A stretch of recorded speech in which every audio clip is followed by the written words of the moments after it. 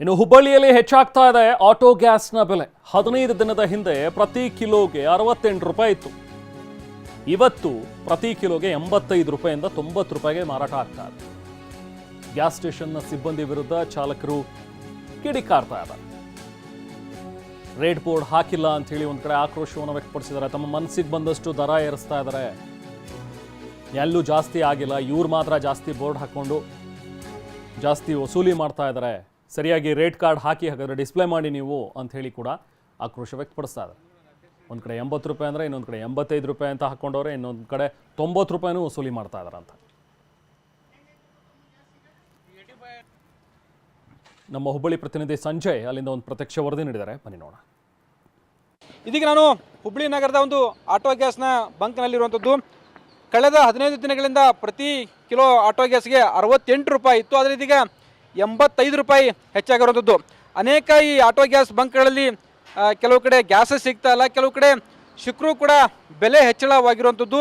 ಇದು ಆಟೋ ಚಾಲಕರ ಆಕ್ರೋಶಕ್ಕೆ ಕಾರಣವಾಗಿದೆ. ಈ ಬಗ್ಗೆ ಮಾತಾಡಲಿಕ್ಕೆ ನಮ್ಮ ಜೊತೆ ಆಟೋ ಚಾಲಕರ ಸಂಘದ ಅಧ್ಯಕ್ಷರಿದ್ದಾರೆ, ಅವರು ಮಾತಾಡ್ಸೋಣ.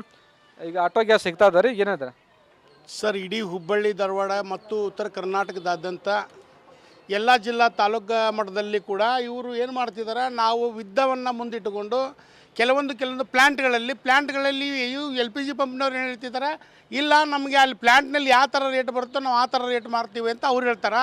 ಒಂದು ಕಡೆ 80 ರೂಪಾಯಿ, ಒಂದು ಕಡೆ 85 ರೂಪಾಯಿ, ಒಂದು ಕಡೆ 90 ರೂಪಾಯಿ, ಒಂದು ಕಡೆ 100 ರೂಪಾಯಿ. ಎಲ್ಲ ನಾನು ಜಿಲ್ಲಾ ತಾಲೂಕು ಮಟ್ಟದಲ್ಲಿ ಕೂಡ ನಾವು ದೂರವಾಣಿ ಮುಖಾಂತರ ಸಂಪರ್ಕದಲ್ಲಿದ್ದೀವಿ. ನಮ್ಮ ಉತ್ತರ ಕನ್ನಡದಲ್ಲಿ ಎಲ್ಲ ಕಡೆ ವಿಷಯಗಳು ಇದಾಗ್ತಿದೆ. ನಾವೇನು ಕೇಳ್ತಾ ಇದ್ದೀವಿ, ನೀವೇನಾದರೂ ರೇಟನ್ನು ಹೆಚ್ಚಿಗೆ ಮಾಡಿದ್ರಲ್ಲ, ನೀವು ರೇಟ್ ಬೋರ್ಡ್ ಹಾಕಬೇಕು ಅಂತ ನಾವು ಹೇಳ್ತಾ ಇದ್ದೀವಿ. ಹಾಗಾಗಿ ನಾನು ಮಾಧ್ಯಮಕ್ಕೆ ಮನವಿ ಏನು ಮಾಡ್ತೀನಿ ಅಂದರೆ, ಇದ್ದಂಥ ಬೆಲೆಗಳ ತೋರಿ ಹೆಚ್ಚಿಗೆ ಹಣ ವಸೂಲು ಮಾಡಬೇಡ್ರಿ. ಪರಿಸ್ಥಿತಿ ಕೆಟ್ಟಿದೆ ಆಟೋ ಚಾಲಕರದು. ದಿನನಿತ್ಯ ಅವ್ರ ಕುಟುಂಬವನ್ನು ಸಾಗಿಸ್ಲಿಕ್ಕೆ ಆಗ್ತಾ ಇಲ್ಲ ಅನ್ನೋದು ಪರಿಸ್ಥಿತಿ ಇವತ್ತು ಹುಬ್ಬಳ್ಳಿ ನಗರದಲ್ಲಿ ನಿರ್ಮಾಣ ಆಗ್ತಾ ಇದೆ. ಹುಬ್ಬಳ್ಳಿ ದೊಡ್ಡ ಅವಳಿ ನಗರದಲ್ಲಿ 25,000 ರಿಕ್ಷಾಗಳಿದ್ದಾವೆ. ಹಾಗಾಗಿ LPG CNG 100ಕ್ಕೆ 100 ಅವದೇ ಇದ್ರ ಮೇಲೆ ಗಾಡಿಗಳು ಓಡ್ತಿದ್ದಾವೆ. ಹಾಗಾಗಿ ಸರ್ಕಾರಕ್ಕೆ ಕೂಡ ನಾವು ಮನವಿ ಮಾಡ್ಕೋತೇವೆ, ಪ್ಲ್ಯಾಂಟ್ನಲ್ಲಿ ನಡೀತಿರೋದು ಅವ್ಯವಹಾರನ ತಡೆಗಟ್ಟಬೇಕು. ಇಲ್ಲಿ ಜಿಲ್ಲಾಡಳಿತ, ಸಂಬಂಧಪಟ್ಟ ಆರೋಗ್ಯ ಅಧಿಕಾರಿಗಳು ಇದನ್ನು ಕೂಡ ಪರಿಶೀಲನೆ ಮಾಡಿ ಸೂಕ್ತ ಕ್ರಮ ತಗೋಬೇಕಂತ ನಾವು ವಿನಂತಿ ಮಾಡ್ತೇನೆ. ಈಗ ಬೆಲೆ ಹೆಚ್ಚಳ ಮಾಡಿದರೆ ಜನ ಬೈತಾರ ಸರ್. ಜನ ಬೆಲೆ ಹೆಚ್ಚಿಗೆ ಮಾಡಿದ್ರೆ ಇವತ್ತು ಇಲ್ಲಿ ಬಂದು ನಾವು 85 ರೂಪಾಯಿ 90 ರೂಪಾಯಿ ಹಾಕೊಂಡು ಹೋಗ್ಬೇಕು. ಅಲ್ಲಿ ರೋಡ್ ಮೇಲೆ ನೋಡಿದ್ರೆ 25,000 ರಿಕ್ಷಾ ಚಾಲಕರು ರಸ್ತೆಗಳ ಮಧ್ಯೆ 5 ರೂಪಾಯಿಗೆ ಹೆಚ್ಚಿಗೆ ಕೊಡೋಕ್ಕೂ ಕೂಡ ಹಿಂದೇಟಾಗ್ತಿದ್ದಾರೆ. ಆಮೇಲೆ ಶಕ್ತಿ ಯೋಜನೆ ಬಂದು ಆಟೋ ರಿಕ್ಷಾದವರು ಫ್ರೀ ಬಸ್ ಆಗಿದ್ದಾವೆ. ಹಾಗಾಗಿ ನಮ್ಗೆ 5 ರೂಪಾಯಿ ಕೊಡ್ರಿ ಅಂದ್ರೂ ಕೊಡೋಂಗಿಲ್ಲ. ಇದು ಅದೇ 20 ರೂಪಾಯಿ 10 ರೂಪಾಯಿದೊಳಗೆ ಜೀವನ ನಡೆಸುವಂಥ ಪರಿಸ್ಥಿತಿ ಆಗೈತಿ. ಹಾಗಾಗಿ ಸಂಬಂಧಪಟ್ಟ ಇಲಾಖೆಗಳು ಇವ್ರ ಮೇಲೆ ಕ್ರಮ ತಗೋಬೇಕಂತ ವಿನಂತಿ ಮಾಡ್ತೇನೆ. ಇದು ಆಟೋ ಚಾಲಕರ ಅಂದರೆ ಚಾಲಕರ ಸಂಘದ ಅಧ್ಯಕ್ಷರು ಹೇಳ್ತಾರಂಥ ಮಾತುಗಳು. ಕ್ಯಾಮ್ರಾಮನ್ ಶಿವಾಜ್ ಜೊತೆ ಸಂಜಯ್, TV9 ಹುಬ್ಬಳ್ಳಿ. ಇನ್ನು ಉಡುಪಿಯ ಶಾಲೆಯೊಂದರಲ್ಲಿ ಮಕ್ಕಳಿಗೆ ಅಡುಗೆ ಪಾಠವನ್ನು ಹೇಳ್ಕೊಡ್ತಾ ಇದ್ದಾರೆ. ಅಂದರೆ ಗ್ಯಾಸ್ ಪೂರೈಕೆಯ ಅಭಾವ ಉಂಟಾದರೆ ಏನು ಮಾಡಬೇಕು, ಗ್ಯಾಸ್ ಇಲ್ಲದೆ ಹೇಗೆ ಅಡುಗೆ ಮಾಡಬೇಕು ಅನ್ನೋದ್ರ ಬಗ್ಗೆ ಮಕ್ಕಳಿಗೆ ಈಗ ಪಾಠ ಮಾಡಿಕೊಡ್ತಾ ಇದ್ದಾರೆ. ಯುದ್ಧ ಹೀಗೆ ಮುಂದುವರೆದ್ರೆ ಏನು ಮಾಡಬೇಕಾಗತ್ತೆ, ನಾವೆಲ್ಲ ಯಾವ ರೀತಿಯಾಗಿ ಇದಕ್ಕೆ ಸಿದ್ಧರಾಗಬೇಕು, ಮನೆಯಿಂದಲೇ ತರಕಾರಿ ತಂದು ಮಕ್ಕಳಿಗೆ ಅಡುಗೆ ಮಾಡಿ ತೋರಿಸ್ತಾ ಇದ್ದಾರೆ. ನೋಡಿ, ಹೀಗೆಲ್ಲ ಮಾಡ್ಬೋದು, ನೀವು ಅಡುಗೆ ಮಾಡ್ಬೋದು ಅಂತೇಳಿ ಮಕ್ಕಳಿಗೇನೆ ಈಗ ಹೇಳ್ಕೊಡ್ಬೇಕಾದಂಥ ಒಂದು ದುಸ್ಥಿತಿ ಈಗ ನಿರ್ಮಾಣವಾಗಿದೆ. ಎಲ್ಲರೂ ಎಷ್ಟು ಮಟ್ಟಿಗೆ ಗ್ಯಾಸಿಗೆ ಅಡಿಕ್ಟ್ ಆಗಿದ್ದಾರೆ ಅಂತ ಹೇಳಿದ್ರೆ, ಅದಿಲ್ದಲೇ ಹೆಂಗಪ್ಪ ಬದುಕೋದು ಅನ್ನೋ ರೀತಿಯಲ್ಲಿ ಪ್ರಶ್ನೆಗಳು ಮೂಡ್ತಾ ಇವೆ. ಕೆಲವೊಂದು ಕಡೆ ಈಗಿರುವಂಥವ್ರು ಇಂಡಕ್ಷನ್ ಬಳಸ್ತಾರೆ, ಇನ್ನೊಂದಷ್ಟು ಜನಕ್ಕೆ ಅದು ಬಳಸೋದು ಗೊತ್ತಿಲ್ಲ. ಇನ್ನು ಎಲ್ಲ ಕಡೆನೂ ಸೌದೆ ಒಲೆ ಹಾಕ್ಕೊಂಡು ಮಾಡೋಕ್ಕಾಗಲ್ಲ ಸಿಟಿಗಳಲ್ಲಿ. ಊರಲ್ಲಿ ಹೆಂಗೋ ಏನೋ ಒಂದು ಮ್ಯಾನೇಜ್ ಮಾಡಿದ್ರು ಕೂಡ ಸಿಟಿಗಳಲ್ಲಂತೂ ಸಮಸ್ಯೆ. ಇನ್ನು ಮಕ್ಕಳಿಗೂ ಹೇಳ್ಕೊಡ್ತಾ ಇದ್ದಾರೆ, ನೋಡಿ ಹೆಂಗೆ ಮಾಡಬಹುದು ಅಂತೇಳಿ. ಮುಂಚೆಲ್ಲ ಕೆಲವೊಂದಷ್ಟು ಸ್ಕೂಲ್ಗಳಲ್ಲಿ ಆ ಪ್ರಾಜೆಕ್ಟ್ಸ್ ಮಾಡಿಸ್ತಾ ಇದ್ರು. ಏನು ನೋ ಫೈರ್ ಡೇ ಅಂಥೇಳಿ ಏನೋ ಒಂದು ಮಾಡಿ ಹೆಂಗೆ ಅಡುಗೆ ಮಾಡೋದು ಅನ್ನೋದೆಲ್ಲ ಹೇಳ್ಕೊಡೋರು. ಆ ಥರ ಇಲ್ಲೂ ಮಾಡ್ತಾ ಇದ್ದಾರೆ. ನಾವು ಪ್ರತಿನಿಧಿ ಪ್ರಜ್ವಲ ಮೀನ್ ಸ್ಥಳದಿಂದ ಪ್ರತ್ಯಕ್ಷ ವರದಿ ನೀಡಿದ್ದಾರೆ, ಬನ್ನಿ ನೋಡಿ. ಉಡುಪಿ ಜಿಲ್ಲೆಯ ಒಂದು ವಿದ್ಯಾಲಯ ಸಂಸ್ಥೆ ಏನಿದೆ, ಹೊಸ ಕಾನ್ಸೆಪ್ಟಿಗೆ ಮುಂದಾಗಿರುವಂಥದ್ದು. ನಾವೀಗ ಅದೇ ಒಂದು ವಿದ್ಯಾಲಯದ ವಠಾರದಲ್ಲಿದ್ದೇವೆ. ನಾವು ಚಿತ್ರಣವನ್ನು ಗಮನಿಸ್ಬೋದು. ನಾವೀಗ ಇರುವಂಥದ್ದು ಉಡುಪಿ ಜಿಲ್ಲೆಯ ಕಾಪು ತಾಲೂಕಿನ ಕುಂಜಾರಗಿರಿಯಲ್ಲಿರುವಂಥ ಆನಂದ ತೀರ್ಥ ವಿದ್ಯಾಲಯದಲ್ಲಿರುವಂಥದ್ದು. ನಾವು ಚಿತ್ರಣವನ್ನು ಗಮನಿಸ್ಬೋದು.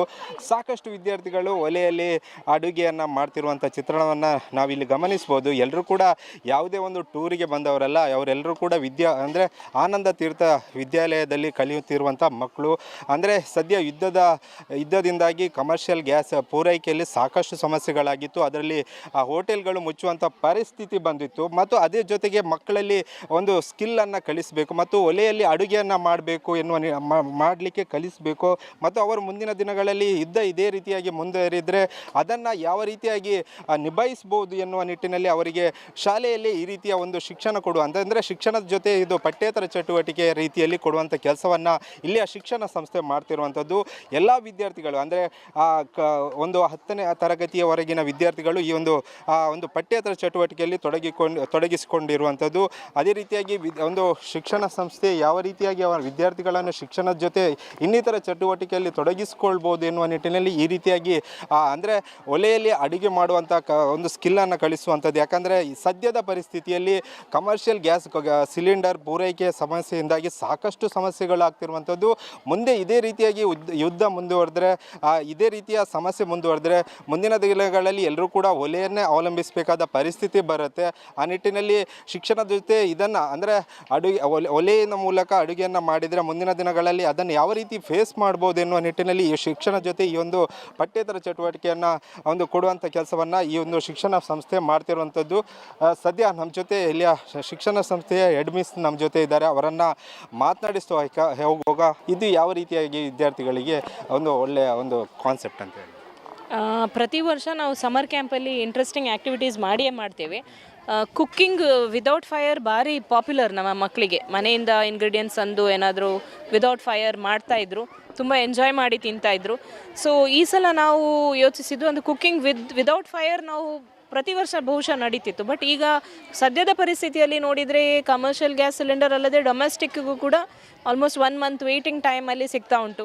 ಅದರಲ್ಲಿ ಒಂದು ವೇಳೆ ಏನಾದರೂ ತೊಂದರೆ ಆದರೆ ಈ ಮಕ್ಕಳ ಬೇಸಿಗೆ ರಜೆ ಅವರು ಹೇಗೆ ಕಳೆಯುವುದು ಮತ್ತು ಅದಕ್ಕೆ ಮುಂದೆ ಬರುವ ದಿನಗಳಲ್ಲಿ ಅವರು ಹೇಗೆ ಆ ಪರಿಸ್ಥಿತಿಯನ್ನು ಎದುರಿಸಬೇಕು, ತಂದೆ ತಾಯಿಗಳಿಗೆ ಹೇಗೆ ಪೂರಕವಾಗಿ ಸಹಾಯವಾಗಿ ನಿಲ್ಲಬಹುದು ಅಂತ ಹೇಳೋದಕ್ಕೆ ಈ ಕಾನ್ಸೆಪ್ಟ್ ನಮ್ಮ ತಲೆಯಲ್ಲಿ ಬಂತು.